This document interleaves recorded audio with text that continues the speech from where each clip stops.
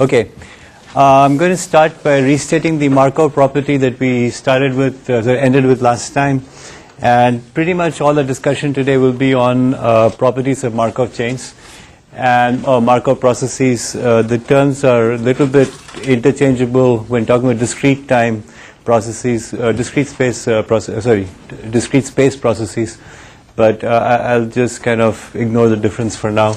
Anyway, we'll start the Markov property just to get you refreshed about it. We'll go to certain properties of Markov chains. Homogeneity, which means it doesn't change over time, or the probabilities don't change or are time independent. How to represent Markov chains. These equations called the Chapman-Kolmogorov equations, which show how the probability of being in a state evolves over time. And then 4 important properties of chains: irreducibility, recurrence, periodicity, and ergodicity. And these are actually fairly, even though the names sound complicated, actually quite easy to understand. And that allows us to state the first theorem on how, what are the different kinds of Markov chains. This is like a taxonomy theorem.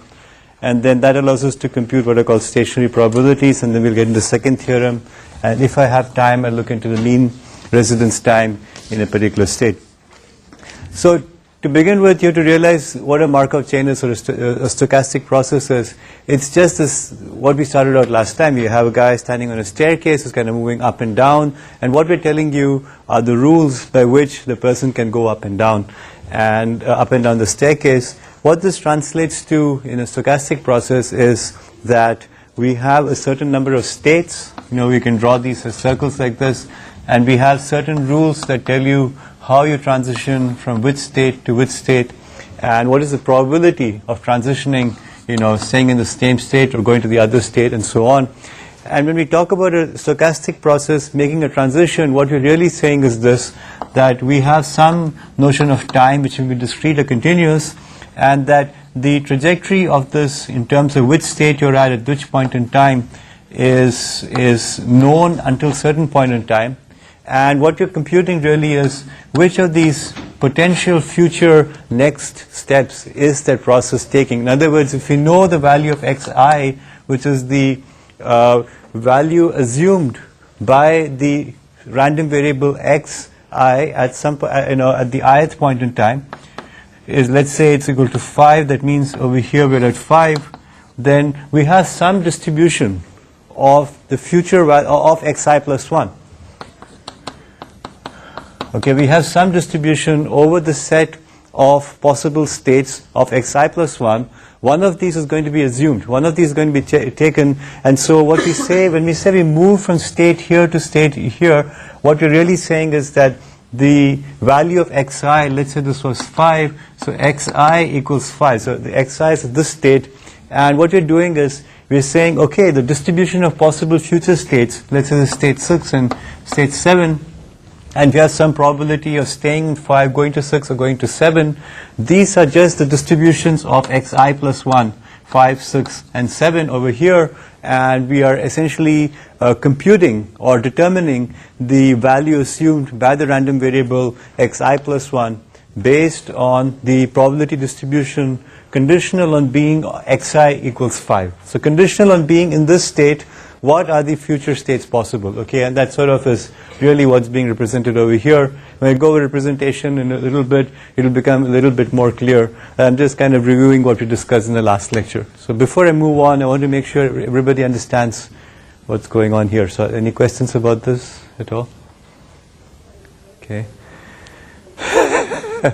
All right, you guys don't know what hit you. You just walked in the room and boom, I threw all of the stuff at you. And this is because I want you to read the notes and answer the questions. Okay, look at the questions, try to answer them. If you don't do it, the next lecture is going to be worse than this one, and the lecture after that, you will be hoping you never came to the class in the first place. Okay, so I want to hit you on the head with like a ton of bricks right now, just for your own good. Okay, and all right, so I'm going to go back to this, explain it one more time, because if you don't get this, everything else over here is just complete garbage. You'll go and say, what the heck was ergodicity? Okay, is it synchronicity? No, that's a song by the Police. Ergodicity is a mixing property of Markov chains. Okay, someday I'm going to write the lyrics to ergodicity based on synchronicity, but not today.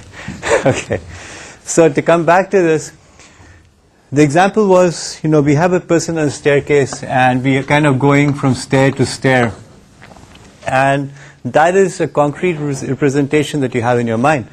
What I'm talking about here is we have a family of random variables x1, x2, etc., where this represents time, discrete time. Okay?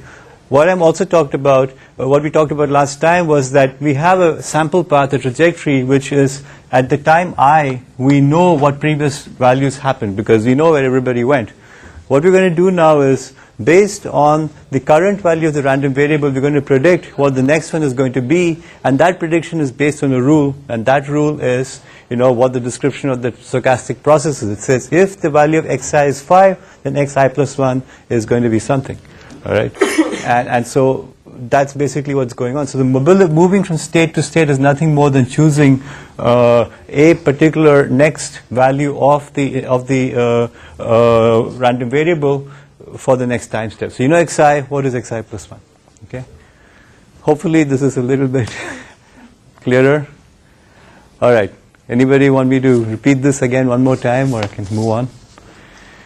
Okay, so one problem I talked about last time was what happens when we have rules that make life complicated. So one way of making life complicated is the following, that says that, well, if I came to 5 from state 2, then I go here for sure, for example. But if I came to 5 from 1, then I'll go there for sure. Okay. In other words, the next value of xi depends on the past history. When you have this, life gets messy. It gets messy because you kind of don't know how to predict the future. You kind of have to keep track of all the past history. If you think about this as a Moore machine, okay, in a finite state machine, what you're saying is in a finite state machine, we have a very similar kind of thing. We have a particular state, and we have some transition probability. If some event comes in, we go to the next state.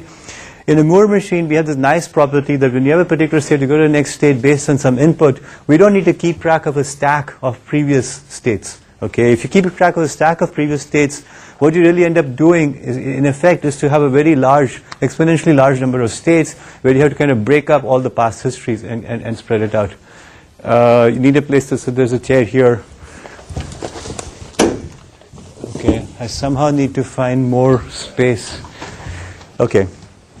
All right, so we have the Markov property that allows us to forget about the past. It's a memorylessness property, and we can write this like this. We say probability that xn plus 1 equals some value j is conditional on x n equals in, n minus 1 equals in minus 1, etc. This probability, which is the probability that you go to some state j in the next step, given the past history, is nothing more than pxn plus 1 equals j given xn equals in. In other words, I can ignore all of past history and I'm going to get to the next state anyway. So these kinds of rules that tell you about the past are explicitly forbidden. Okay, and that's the Markov property, and that allows us to do many, many nice things. Okay, so that's basically what we're going to do. What is nice things? We're going to come over here.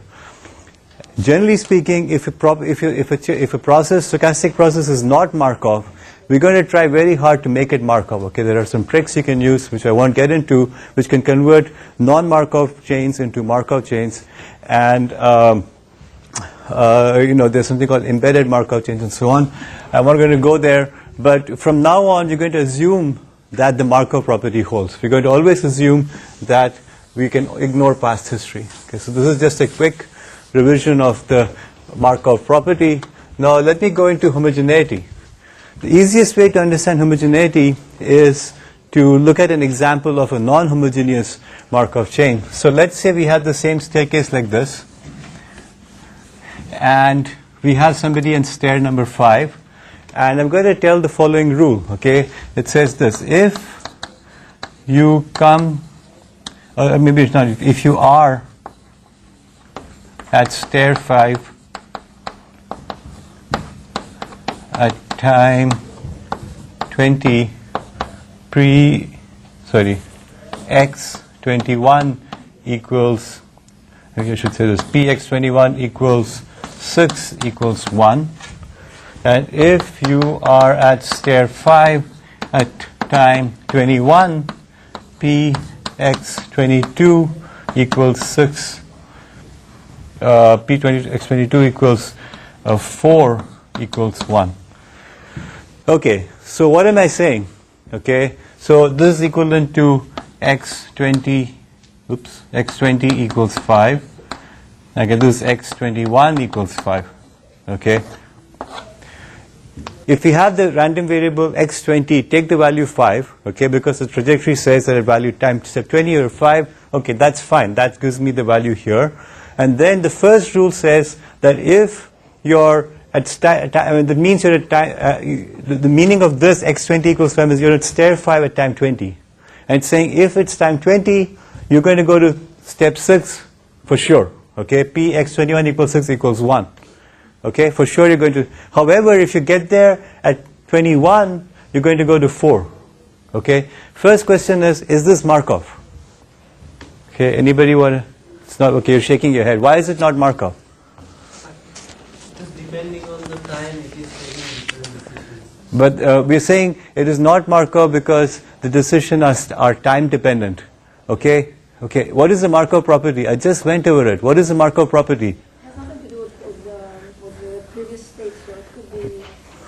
Right, so you're saying it could be Markov because there's nothing to the previous state. But I want to ask you the question in the back. Why is it not Markov? This is not actually consistent, right? It's not consistent. What do you mean it's not consistent? Consistent with what? Time. But the Markov property, which I erased right now, all it says is the probability that xn plus 1 equals j given sort of p xn equals in, etc., all that stuff is equal to p xn plus 1 equals j given p xn equals in. Right? It doesn't depend on state, it depends on time too. It depends on time too. Yes. I'm just asking you, is this Markov or not? So you're saying it's not Markov because it depends on time. Yes. Okay? This seems like, to me, it's a certainty in a stochastic. It's a stochastic, yeah. It's no certainty, but if you said it equals to 1%, it seems like deterministic. Okay, so you're saying it's not a stochastic process, it's actually a deterministic process. A deterministic process is a degenerate case of a stochastic process, so that's not a valid reason. So, okay, forget about that. Yes, Ali? Each state can be imagined as a pair. Right. First element is a state. Right. And second element is time. Right. And then the movement between the states depends only the current state. Yeah. So it's Markov. You're giving me a reduction which is not unnecessary. Okay, so what you're saying is true, but you don't need it. Okay, let me see if somebody else. Yes, Omar. It is Markov because the next state only depends on the last. That's right. So Omar is saying it depends only on. So how many people agree with Omar? It is Markov. Okay, so now we can vote on mathematical theorems using, like election process for. Do you all believe that so and so should be proved true? If you all raise your hand, democracy wins. Unfortunately, this is not democracy. This is mathematics. Either it's true or it's false. Okay. Yes. I thought the state was the probability distribution. The state is not a probability distribution. The state is the domain over which the random variable chooses its values. Okay, the domain of the random variable is the state. All right. For example, in the staircase, you have 10 steps. The random variable is going to be one of those 10 steps. That is the set of states. Anybody else?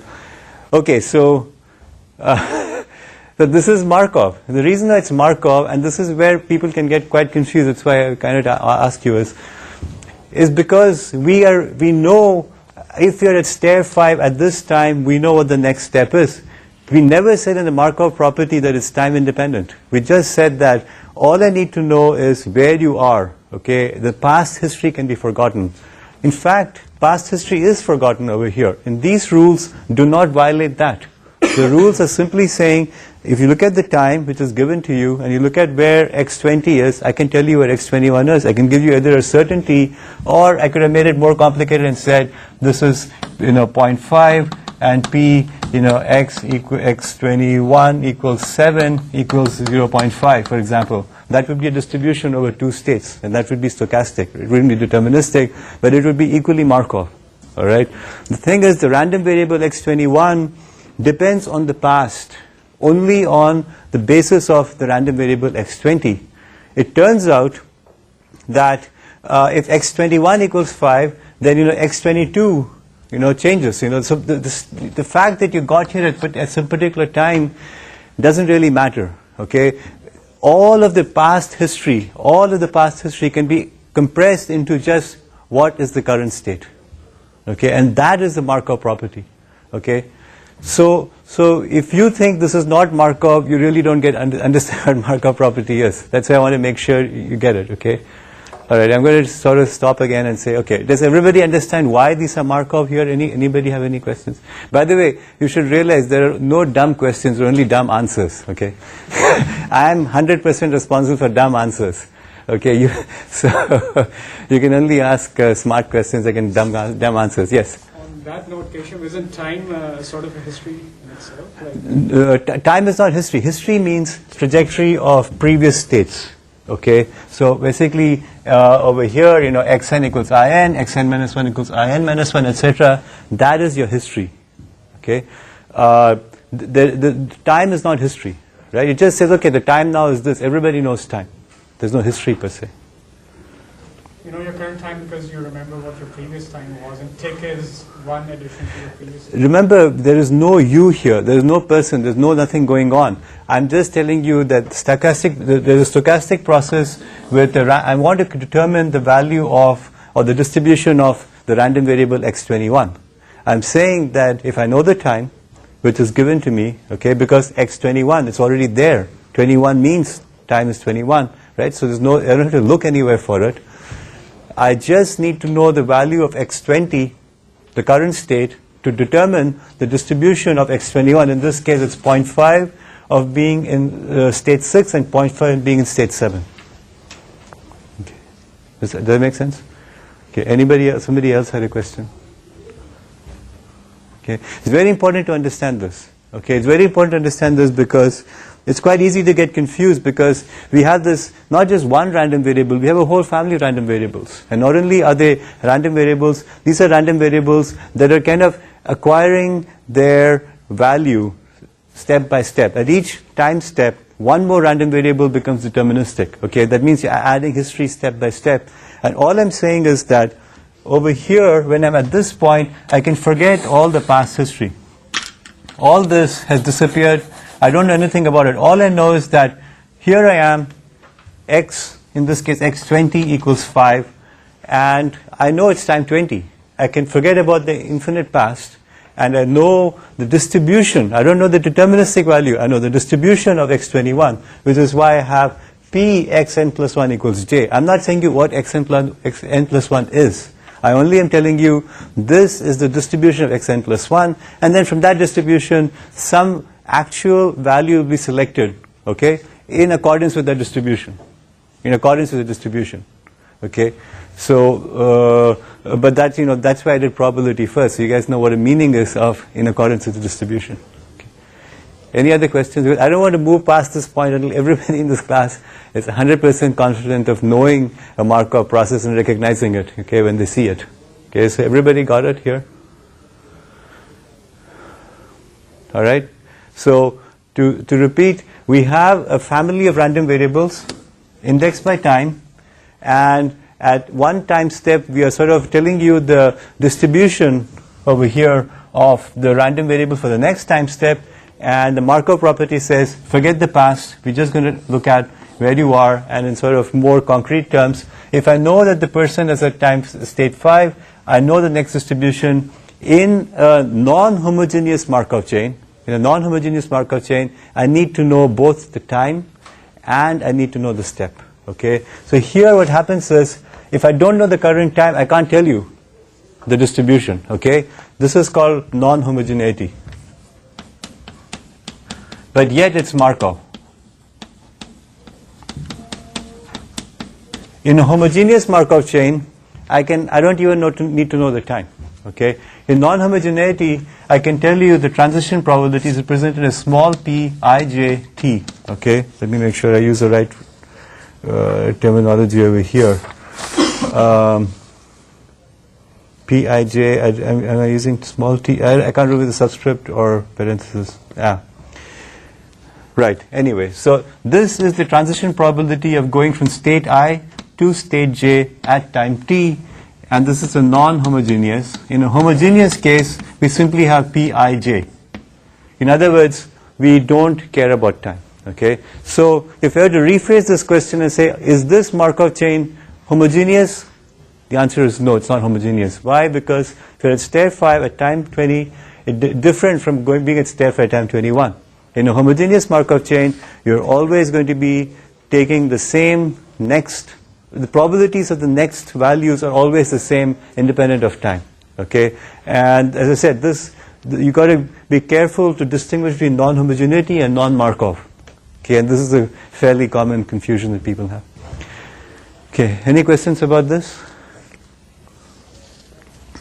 Okay, so when we have a homogeneous Markov chain, life becomes a bit easier, and again, for the purpose of this class, we will be ignoring non-homogeneous Markov chains.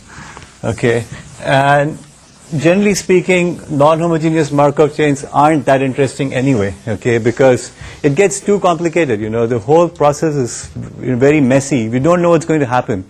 The whole purpose of the analysis in stochastic processes is to be able to predict the future with some accuracy.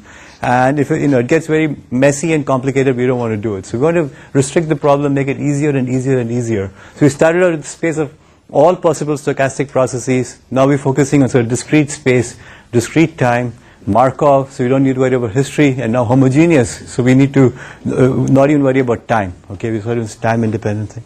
So that's homogeneity. I'm going to talk about two representations. So, well, we have this Pij. We don't need to worry about time. So, two obvious representations are this. We have a matrix, and we have basically Pij elements over here, and we call this cap P and bold in the text. Basically, the ijth element is the ith row, jth column is the transition probability of going from I to j. So, in this case, it will be P00, P01. P0k, assuming there are 0n if you have n states, and this is Pn0, Pnn. So this matrix tells you the time independent probability of going from any state to any other state.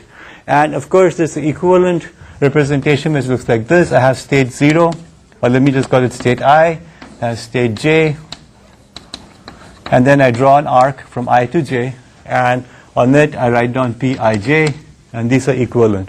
And as you'll see, this is of course what we've been doing all along. I've been drawing the staircase, I've been drawing circles. So here, this is the state. To be more precise, what is the state is the domain of the random variables x. Okay, that means this state is the value that can be taken by the random variable. Okay, and so transition from state I to state j is nothing more than saying that random variable xn has equals I, and xn plus 1 has value j. Okay, xn is I, and xn plus 1 has value j, and the probability that xn plus 1 equals j conditional on xn equals I is Pij, right? So we can just write that down like this. Pij equals probability xn plus 1 equals j given xn equals I. And as you can see right away, this is Markov, right? Because there's no past history, and you can see it's homogeneous because there's no dependence on time.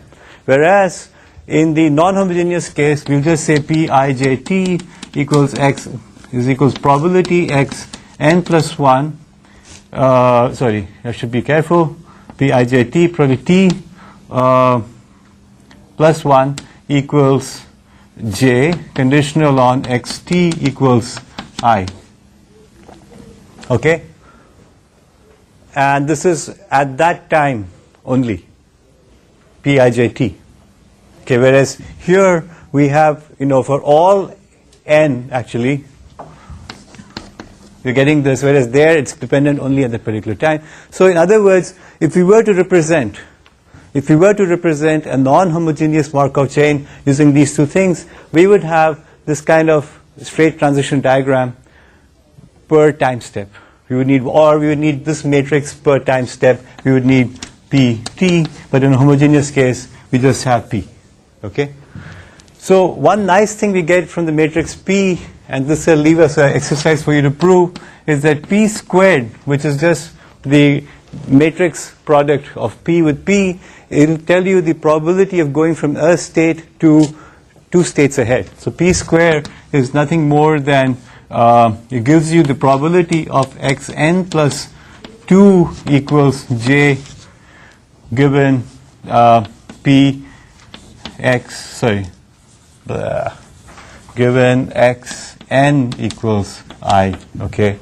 I'm kind of not really writing the notation down properly, but you should think about what does P square mean, what does P cube mean, etc. And I think you'll understand a little bit more about the representation when you do this. And maybe I should just do an example. I'm going to do the example from here, and then we'll take a break, I think. So let's see. Let's say that we have the following situation. Let's say P11 equals 0.2. P12 equals 0.4, P13 equals 0.4. All right. Now let me do that. P21 equals 1.0, P22 equals 0, P23 equals 0, P31 equals 8.5.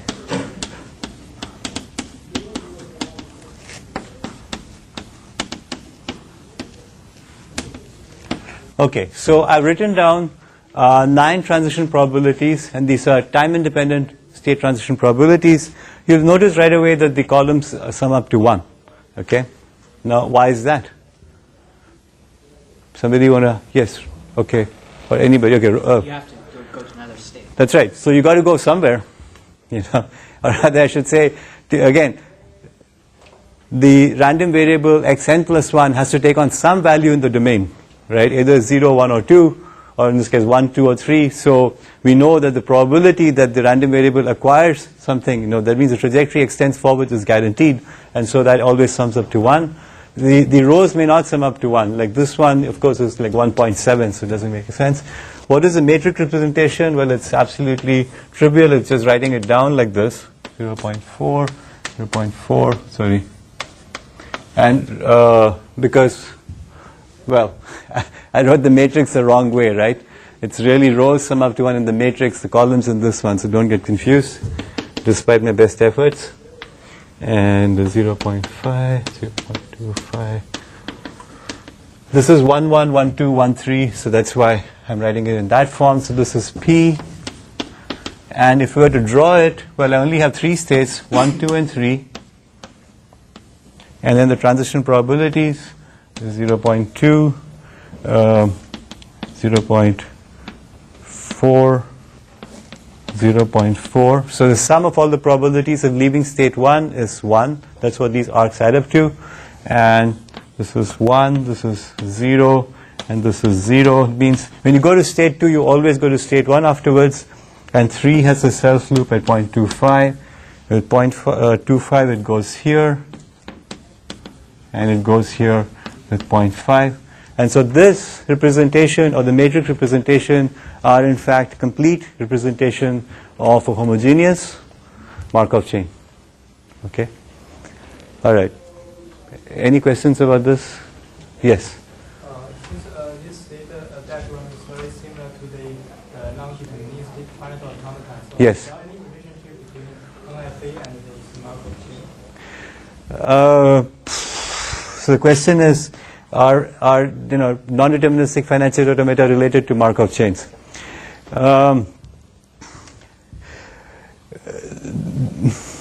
There is a relationship, but it's not necessarily easy to explain. But I can explain it in the following way. Assume that we can represent a program, okay, computer program, as a transition, a probabilistic transition, probabilistic finite state automaton, non-deterministic finite state automaton, right? Whereas I won't say non-deterministic, I should say probabilistic. Okay, that's where it comes in, because non-deterministic is different from probabilistic. Okay, I have a probabilistic finite state automaton which makes these paths, and I somehow figured out these probabilities. The execution of that program over time Okay, the execution of the program over time can be viewed as a particular sample path or a particular trajectory of a corresponding stochastic process. Okay, and if that execution is time independent, in other words, if you come to some statement number 10 and you go to statement number 12 always, so you go to 12, 11, whatever, if something then condition, right, and that condition probability always holds, and you go to these different states with some probability, then you can view the program execution as being a sample path through a stochastic process. And more precisely, what I talked about last time, a simulation where you're trying to simulate some state or some system, that simulation actually can be viewed as choosing a particular trajectory, okay, of the stochastic process, the corresponding stochastic process, and the end state of the simulation is essentially what xn, right, the last part. So there are some deep similarities here, but and so the theory of stochastic processes has much to tell us about how to do good simulations. Okay, but I won't get into that over here very much. But yeah, clearly there is some relationship. And also I should point out that, the finite cell automata, which we studied in discrete math, are sort of influenced by and related to Markov chains. Okay, but it gets, it's a bit more complex than that. But just at a high level, yeah. Any other questions? Yes. So can't you represent time as just a initial dimension on this kind of simulation? Yes, you could. I just said you can have PT, right? You could have essentially one matrix per time, and that would give you a third dimension, if you will. Yes, you could do that. Except that now we kind of have to follow this path through time, so we kind of go through time in that fashion. Yes, you can do it. Representation is not hard. Analysis is hard, okay? Because you have to kind of keep track of what time it is to know what the state it is, or what the transition probabilities are. Yeah. But yes, it would be easy to do. Any other questions over here? Okay, let me stop here, and then we'll continue with m-step probabilities. Okay, so I'm going to leave equations. These equations are actually, the names are longer than how, it's very, very simple equations, just sound complicated. And so, if somebody asks you, what did you do in grad school, and you want to, kind of impress them, you can say, I studied the Chapman-Kolmogorov equations, and say, ooh. But not most people just say, oh, that's a waste of time. All right. Anyway, my kids are impressed, but then they're 10 and 12 years old. They're impressed with anything with long names. So we know what Pij is. Pij is basically probability of going from state I to state j. Okay, I'm going to define a new term, which is the Pmij. By the way, the terminology I'm using is straight out of Kleinrock Volume 1, so if you want to look it up, that's the kind of the Bible of queuing theory. This one is defined like this. It's probability that xn plus m equals j, conditional on xn equals I. Okay? That's it. It basically says I get from state I to state j after m steps. So if m is 1, then of course we get our standard. So Pij, it can be represented as Pij 1. Okay? That's just the same thing. So it says that if I am at time step n, I am at state I, what is the probability that at time step n plus m, I'm at state j? And this is very related to the previous question I asked you. How do you get Pn plus 2, which is the square of that P matrix? And this can be shown to be, and it's very easy to show, as nothing more than the sum over k, Pi k, m minus 1, p kj. All right? And m is, okay? Well, what are we saying over here? We're saying that to go from state I to state j after m steps, I'm going to go from I to some intermediate state k in m minus 1 steps, and then I'm going to do this one-step transition from k to j, which of course is the same as pkj. All right? So we can draw it like this. We have I, we have some m, and we have some j, and so we're going to m to j in pmj, and then somehow we get from here in m minus 1 steps. Okay? And now we can ask ourselves, the first question is, why can we multiply these two things like this? Okay,